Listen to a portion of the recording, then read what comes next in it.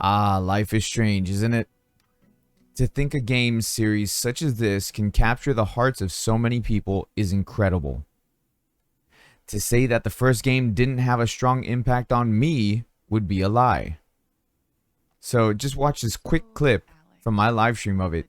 Spoilers for the first game if you haven't played it. I can't make this choice. No, Max. You're the only one who can.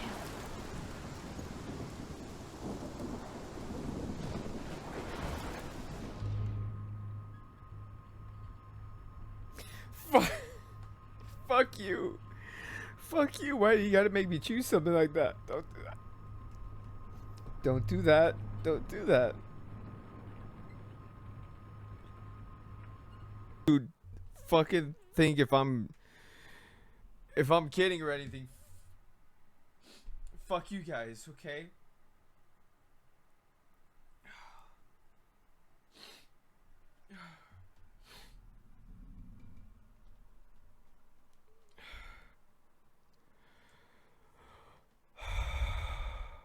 Thought Walking Dead Telltale was bad.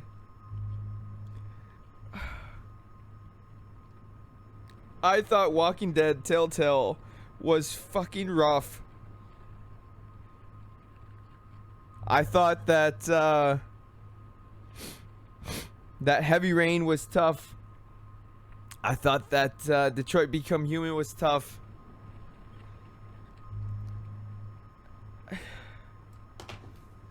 Welcome to the family, son. I know what I should do. I know what I should do.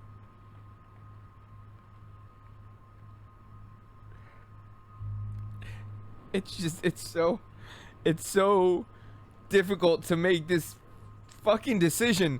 And the thing is, the video game characters, like, you think about this, is they're video game characters. Why do I fucking care? Right? I love you, Chloe. So now with the fourth game in the series releasing, yes I said fourth, we get to jump back into this world once more.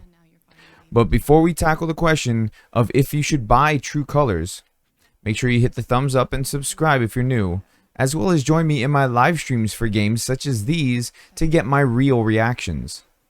To talk about True Colors, we have to look at the series as a whole. Fans of the series will undoubtedly buy this game, but those who are still on the fence need to know what kind of games these are. The Life is Strange series is basically a visual point-and-click choose-your-own-adventure style book. You control the protagonist for that game, and your decisions influence the story. For this reason, I always say that your first playthrough is your most real and honest playthrough. This is also why I personally haven't replayed the first game in the series, which we will talk about. Now, this isn't going to be a review of each game. Perhaps I'll save that for a deep dive retrospective one day. If you'd like to see that, let me know down in the comment section. In Life is Strange 1 and 2, the gameplay was largely the same with the exception of the powers of the characters. Oh, and did I forget to mention that Max and Daniel from those games had superpowers? Max had the ability to time travel through pictures, which is taken straight out of the movie The Butterfly Effect, where Daniel in Life is Strange 2 had telekinesis. While in the first game we control Max, in the second game we actually control Daniel's older brother Sean. Now, I left out Before the Storm because that's a prequel to the first game where you play as Chloe, who uses intimidation as that game's gimmick. True Colors follows the trope set by 1 and 2 with special powers, this time in the form of empathy and aura reading. Alex Chen is our protagonist this time around, and after her brother is killed in a freak accident, she awakens to her abilities, which she uses to investigate the death of her brother. The gameplay will be very similar to the prior games, but unlike the prior games, and this is going to sound weird to those who have played the prior games, but stick with me. The game is deeply rooted in emotions and decisions made on emotions. Now, I can already hear the comment section. What are you talking about? The prior games were very emotional and driven by emotion. And I agree. They were, hence my hysterical crying at the end of the first game. But what I mean is that due to the nature of Alex's abilities, she sees the emotions of other people and can be influenced by them. These emotions can take over Alex's own emotions as she absorbs them. This mechanic will have a heavy influence over your playthrough. Due to this, the game stands apart. The prior games were pretty straightforward with a lot of right and wrong decisions, while True Colors plays more in that gray area of uncertainty.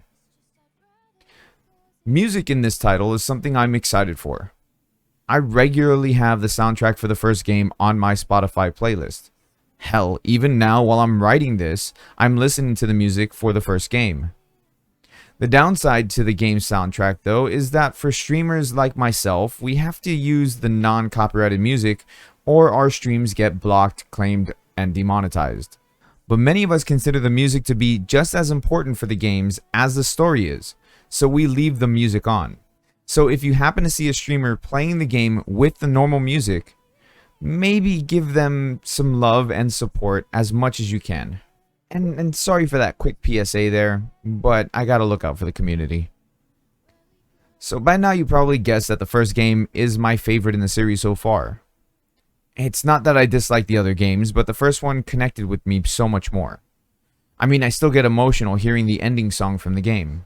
True Colors will definitely be drawing inspiration from the first game as it tries to recapture that magic that got everyone hooked in the first place. So should you buy Life is Strange True Colors? That's the question at hand. The series as a whole deals with a lot of real-world issues. Depression, alcoholism, anxiety, suicide, personal sacrifice are some of the many themes that are commonly found in the series.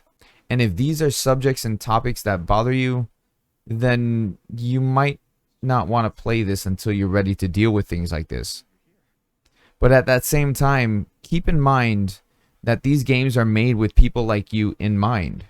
Some of the scenes have stuck with me for a long time, such as the scene with Kate from the first game, or when Max decides to save Chloe's father. If you enjoy games like Telltale games, then this is right up your alley, and I highly recommend you play True Colors. But if you haven't played the prior games, that's okay. It's not required. Myself, I don't know if I'm ready to get all emotional again, but I am ready to see what this game teaches me about myself. And I'm going to end it here because Spanish Sahara just started playing on my playlist, and those who have played the first game will understand. So if you pick up True Colors, I don't think you'll be disappointed. And until next time, guys, happy gaming.